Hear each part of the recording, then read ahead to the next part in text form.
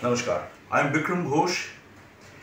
My father, the illustrious tabla maestro Pandit Shankar Ghosh, was a game changer in the art of tabla playing.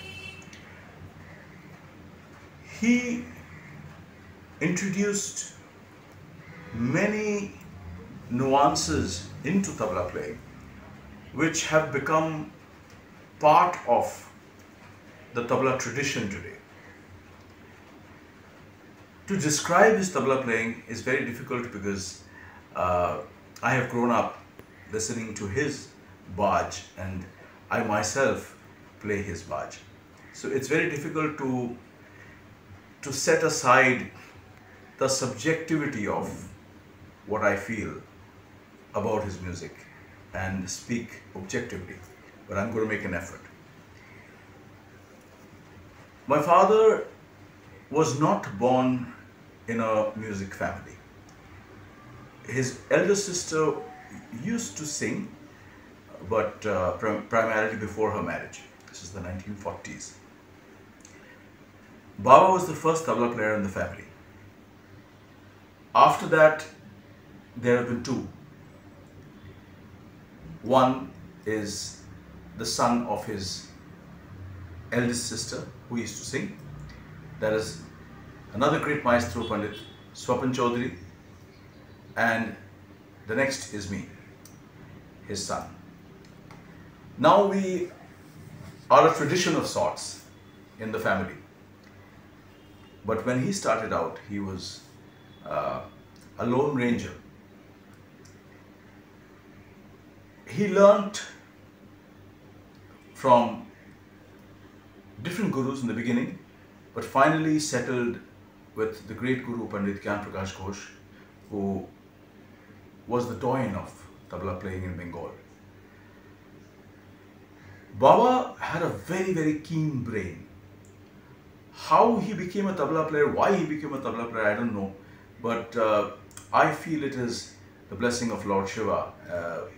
He was born through a prayer which his parents had done to Lord Shiva.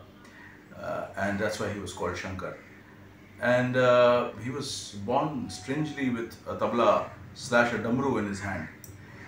And how he imbibed the instrument so incredibly is really beyond my understanding of how that happens, because I am a second generation tabla player and I have learnt it all from my father and of course my other guru Pandit S. Shekharji. But being a second generation, I understand that this is a logical progression. But when you're starting out, that's very difficult to become such a great maestro without the family being a music family. He had a keen brain for math. Much later, his book, The Intricacies of the High, which he wrote. My father had a keen brain for math. If anybody reads his book, The Intricacies of the High, they will understand that there was incredible exploration of mathematics and the aesthetics of math through his understanding of tabla playing. His hand was a hand to die for. If anybody hears the tabla playing of his youth, they will realize that his hand was crystal clear, incredible speed, tremendous power and tremendous modulation. As a sangatkar, he was exemplary. He set new standards of tabla playing. His exemplary performances in albums like Darbari Khanra with Ustad Vilayat Khan Sahab, where he starts with an uthan, which is actually a tukra, and then he stops and he uses the resonance of the bayan and enters the Sitar Khani Theka. This is stuff of legends. Kirwani with Ustad Akbar Khan Sahab, and so many more. I mean, the kind of sangat he was doing so early on in his life was truly raising the bar of the concept of tabla sangat. If one comes to the subject of tabla solo playing, again you're in a maze, where to start and where to end, because he was doing things in tabla solo which were never done before. I mean, who's heard of a peshkar or a shuruat being played for 1.5 hours? Completely exploratory and improvised. Playing odd tals, 9, 11, 13, 15, all these talas which are hardly ever played even today. Most tabla players still play tabla solo in 3 tal. At the most you would hear a japtal or a rupak, but primarily 3 tal. And here he was playing odd beat tals for 3.5, 4 hours, and time and again. The structure of tabla playing that he brought in was really revolutionary. It changed the concept of what the tabla could achieve as a solo instrument.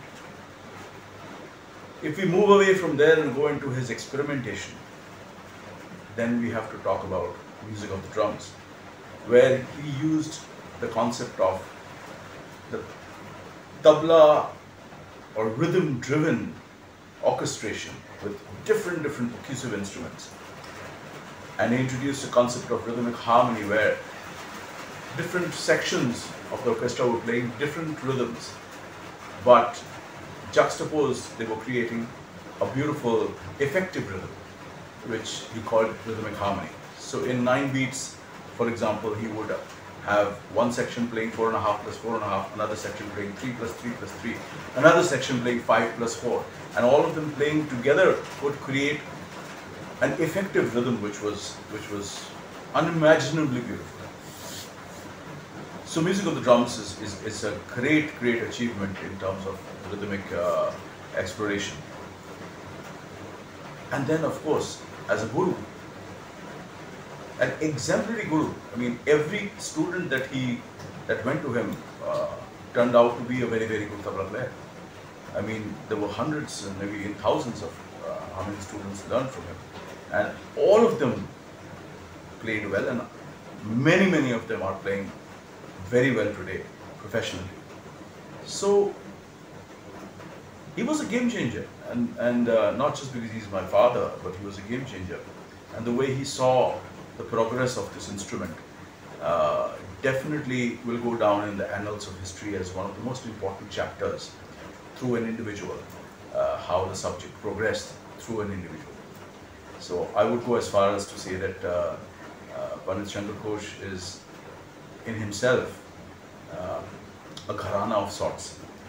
If you explore him, you will go deeper and deeper into the subject and realize that there was so much that he was doing which literally was the work of a generation of tabla players.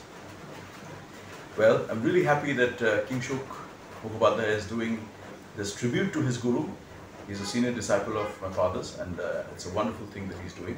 I wish him all the best, and I wish all the artists all the best, all of them who are performing in this tribute to my father. Thank you.